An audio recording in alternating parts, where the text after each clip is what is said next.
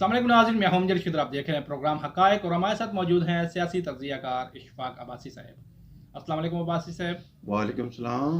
वैसे पाकिस्तान में सैलाब की वजह से तबाही हो रही है, लेकिन हुकूमत और अपोजिशन का कहीं भी कोई भी किरदार नज़र नहीं आ रहा। क्या अवाम सिर्फ वोट डालने और मरने के लिए रह गई है? देखिए जी, ये जो सैलाब की सूरत हाल है, इस वक्त पाकिस्तान का 80% हिस्सा डूबा हुआ है, सैलाब की नज़र है। और देहात के इलाके जो हैं वो ज़्यादा मुतासर हैं और उसमें गांव के गांव तबाह हो गए। और ये इतना बड़ा सानिया है कि मैं आपको बताऊं कि ये 2005 का जो ज़लज़ला हुआ था ना, इससे भी ज़्यादा बड़ा सानिया है, लेकिन इस पर तवज्जो किसी ने नहीं दी। और ये लोगों के सामने, लोगों के प्यारे, लोगों के माल व मवेशी, लोगों की ज़मीनें, लोगों के घर तबाह हुए हैं और तो उनके देखते देखते सैलाब में बह गए। लेकिन हमारे हुक्मरान, हमारे अपोजिशन लीडरान, सियासतदान सब जो खामोश, मुजरमाना खामोशी इख्तियार किए हुए।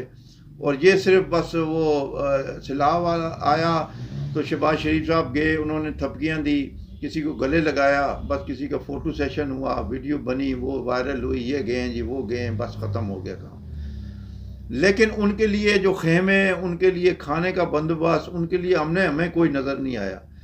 तो जहाँ तक मीडिया का ताल्लुक है, मीडिया ने भी इसको नज़रअंदाज किया है। और मीडिया जो है हमारा, वो भी, उसका भी फोकस जो था वो इमरान खान के जलसे, इमरान खान का एहतजाज, इमरान खान की तारीखें, और इमरान खान इधर जा रहा है, इमरान खान ये कर रहा है, वो कर रहा है, इस तरह जाएगा, वो करेगा, वो नायल होगा, नहीं होगा। और हमारे जो हुक्मरान हैं वो भी इमरान खान को काबू करने के चक्रों में लगे हुए थे। और जबकि दूसरी तरफ सूरत हाल ये थी कि सैलाब जो है उसने सब कुछ बहा के ले गया। इस वक्त KPK समेत सिंध, बलूचिस्तान और ये गिलगित बल्तिस्तान में, यहाँ मतलब इतनी तबाही हुई है कि आप सोच नहीं सकते। लेकिन हम क्योंकि यहाँ बैठे हैं आराम से, इस्लामाबाद, रावलपिंडी की तरफ, यहाँ कोई सैलाब नहीं है, यहाँ कोई सैलाबी सूरत हाल नहीं, तो हम ये समझते हैं हम ठीक हैं। लेकिन मैं आपको ये असल जो, अगर मैं बात करूँ ना, एक कड़वा सच है, वो ये है कि जब ये सैलाब आया, ये अल्लाह का अज़ाब है। अगर इसको आप गौर करें, हुकूमत कह रही है कि ये अल्लाह की तरफ से है, क्या इसको हम अल्लाह का अज़ाब कह सकते हैं? ये मैं बता रहा हूँ आपको कि ये अल्लाह का अज़ाब है कि अल्लाह पाक हमसे नाराज़ है। और क्योंकि हमारे जो करतूत हैं, हमारे जो किरदार हैं और हमारे जो काम हैं, वो नहीं है जिससे अल्लाह खुश हो। ये एक अज़ाब की सूरत हाल है और हमें इबरतनाक एक सानिया दिया गया है कि भाई ये आपके साथ जो हो रहा है अभी अल्लाह की लेकिन मैं ये देख रहा हूँ। लेकिन अज़ाब तो अल्लाह की तरफ से, लेकिन ऐसी टेक्नोलॉजीज़ भी हैं जहाँ पता चल जाता है कि पानी आ रहा है, सैलाब आने वाला है, जिन्होंने पहले कुछ इसका जो है हल क्यों नहीं निकाला? देखिए ना, जब अल्लाह की तरफ से जब कोई अज़ाब आता है ना, वो वहाँ सब टेक्नोलॉजी, सब प्लानिंग, सब मंसूबे दरम भरम हो जाते हैं, वो ख़त्म हो जाते हैं। क्योंकि अल्लाह के अज़ाब के आगे कोई टेक्नोलॉजी कोई हैसियत नहीं रखती। इनका काम था आज तक, मुझे ये बताएं कि जब से ये 1 महीना हो गया है यही सूरत हाल चल रही है, किसी हुक्मरान ने, किसी अपोजिशन लीडर ने, किसी मौलवी ने, मुफ्ती ने, मौलाना ने ये कहा है कि ये अल्लाह का अज़ाब है, सब झुक जाओ, सब मस्जिदों में जाओ, नफल पढ़ो, तौबा करो? किसी बंदे ने ये कहा है? कोई बोलने को तैयार नहीं है। जब अल्लाह पाक नाराज़ है तो आपके साथ यही कुछ होगा। जब आप अल्लाह पाक को राज़ी करेंगे तो यही जगह, यही रहमतें और नेमतें नाजिल होंगी। लेकिन हम ये बंद बांधें जी, ये सैलाब आ गया जी, यहाँ बोरियाँ रखें जी, यहाँ पर फौजी आ गए जी, यहाँ पर ये, इस तरह काम नहीं चलता। आप अल्लाह से माफ़ी मांगे। ये इनको, कौम को, पूरी कौम को अल्लाह के आगे झुकना चाहिए। और ये अल्लाह का अज़ाब है जिसको सिर्फ तौबा से ही टाला जा सकता है। ये नहीं है कि अभी आज सैलाब आया आप फिर चुप हो जाएं, ख़त्म हो जाएगा, लेकिन फिर कब, फिर किसी और वक्त आ जाएगा, कुछ और सानिया। अभी देखे पीछे कोरोना आया था, कोरोना के बाद जानवरों की बीमारी आई है, उसमें लाखों जानवर ख़त्म हो गए। मतलब ये मुसलसल हम पे एक अजाब आ रहा है। अल्लाह का अजाब तो है, लेकिन क्या इसका हल डैम नहीं है? वो कोई डैम वगैरह नहीं है। बात यह है कि और भी यहाँ ममालिक हैं ना जिनके पास डैम नहीं है, कुछ भी नहीं है, सैलाबी सूरत हाल होती है, लेकिन वो लोग जो है ना अपना काम कर रहे हैं।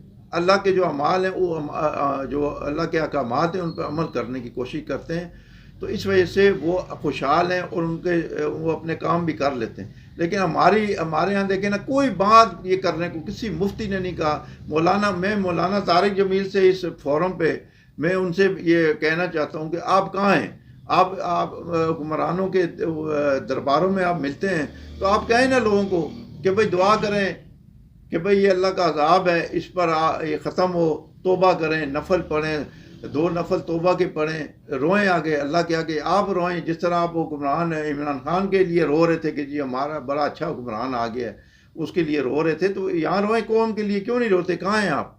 इसी तरह कई लोग हैं, मौलाना है, आलम है, वो क्यों नहीं कहते, क्या हो गया उनको? अब यहाँ सूरत हाल ये है कि हमारे वज़ीर आज़म साहब जाके कशकोल ले के जी वो हमें इमदाद चाहिए जी, इमाम इमदाद चाहिए।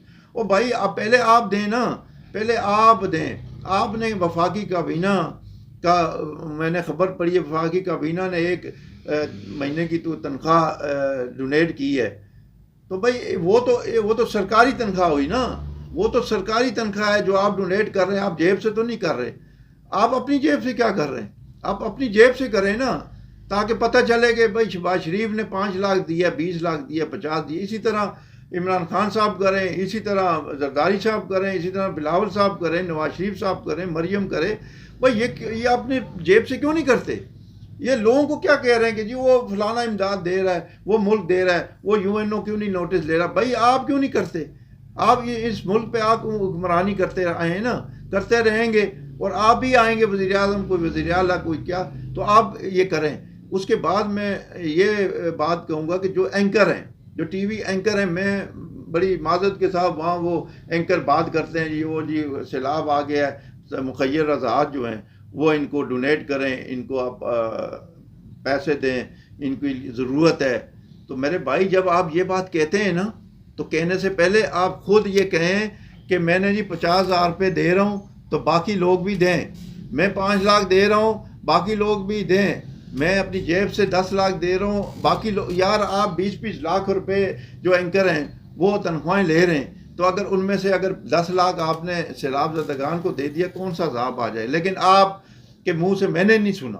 पहले ज़लज़ला 2005 में आया, वहाँ भी मैंने इनके मुँह से कभी नहीं सुना। ये लोगों को ही कहते हैं कि जी आप दे दें जी, मुखय्यर आज़ाद दें। भाई मुखय्यर आज़ाद तो देंगे, आप क्या दे रहे हैं? इसी तरह जो हमारे फिल्मी सितारे हैं, जो फिल्म इंडस्ट्री से हैं, जो मेज़बान हैं, मुख्तलिफ टीवी एंकर हैं, लाखों और करोड़ों रुपए कमाते हैं, लेकिन वो उनके मुंह से ये बात मैंने सुनने को नहीं मिली आज तक कि जी मैं लाख रुपया दे रहा हूँ और आप भी दें, मैं 5 दे रहा हूँ आप भी दें, तो मुझे खुशी होगी और लोगों को पता चलेगा वाकई यार ये दे रहा है, हम भी दें। लेकिन मैंने ये देखा है कि भाई वो ही दे मांग रहे हैं, दूसरों से मांग रहे हैं, खुद देने को तैयार कोई नहीं है, तो ये ना करें। दूसरी बात, मैं पाक फ़ौज के जो जर्नैल हैं, जो आला अफसरान हैं, मैं उनकी तारीफ़ करना मुनासिब समझता हूँ, क्योंकि उन्होंने अपनी 1 महीने की जो तनख्वाह है वो सैलाब ज़दगान को डोनेट की है, और मैं उनको सलूट पेश करता हूँ कि उन्होंने सबसे पहला ये कदम उठाया है। ISPR ने ये बयान जारी किया है कि आला अफसरान जो है उनकी तनख्वाह में से 1 महीने की तनख्वाह वो सैलाब मुतासरीन को दे रहे हैं। इसी तरह वफाकी काबीना ने भी 1 महीने की दी है, लेकिन मैं समझता हूँ ये बहुत थोड़ी है।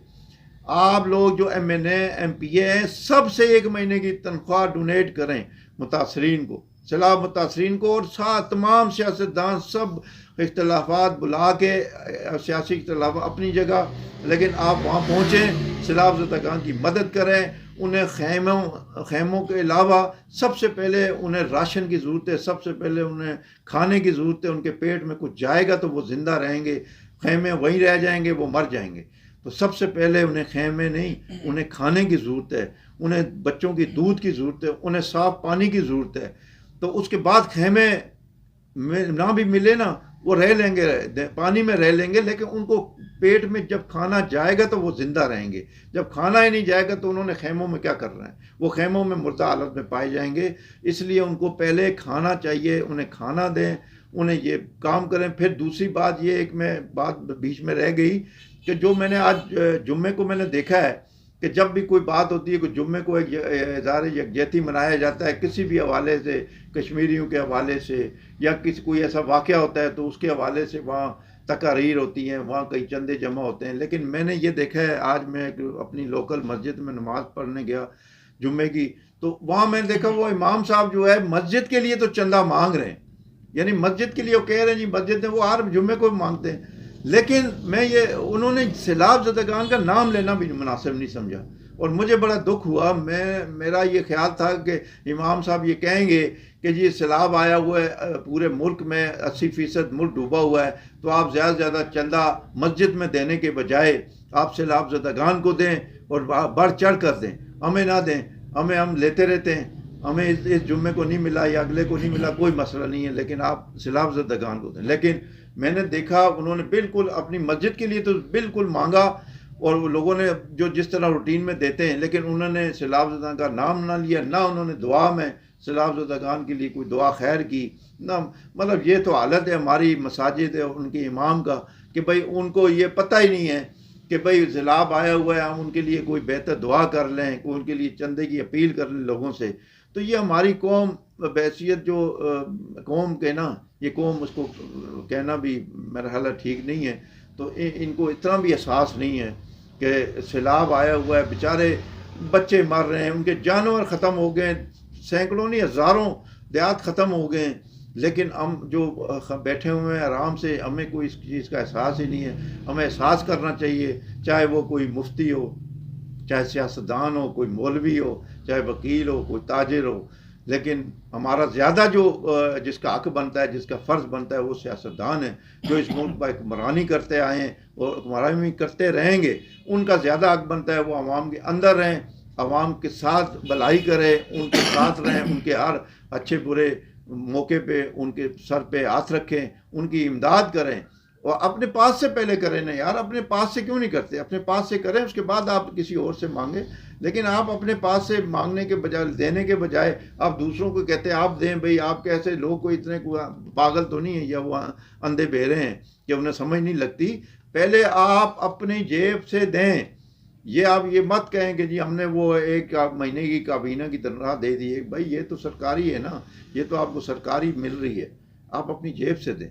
और ये मैं इतना ही अपील करूँगा तमाम को, सब इख्तलाफात बुला के सैलाब ज़दगान की मदद करें। जिसको जितनी इस्तिताअत है, अगर किसी को 100 रुपये की इस्तिताअत है वो 100 रुपया दे, लेकिन मैं यही कहूँगा कि उनकी मदद करें। वो इस वक्त बहुत बड़ा सानिया है, बहुत बड़ा सानिया है ये तारीख का। और ये जब सैलाब ख़त्म होगा उस वक़्त आपको पता चलेगा कि ये कितना बड़ा सानिया आया और गुज़र गया। और अल्लाह के आगे माफ़ी मांगे। सबसे बड़ी बात, अल्लाह के आगे हज़ूर सजदे करें, उनके आगे रोएं पीटें। अल्लाह पाक ये सब कुछ इबरत का निशान बनाने वाला है और इस पे हम बचें और बाकी जो रह गए हैं वो बच जाएं। अज़ाब किसी भी सूरत में आ सकता है, कोई ये नहीं है सैलाब ही आना है, किसी और भी सूरत है। जैसे कोरोना आ गया था, ये जानवरों की बीमारी आ गई थी, तो किसी वक्त हम भी फंस सकते हैं। तो हमें अल्लाह के आगे दुआ करनी चाहिए और तौबा करनी चाहिए, अपने अमाल दुरुस्त करने चाहिए। शुक्रिया भाई साहब। नाज़रीन, ये थे इशफाक अवाज साहब जिनका तज़किया आपने सुना। इसके साथ इजाज़त दीजिए और हमारे चैनल को लाइक, सब्सक्राइब और शेयर करना ना भूलिएगा। अल्लाह हाफ़िज़।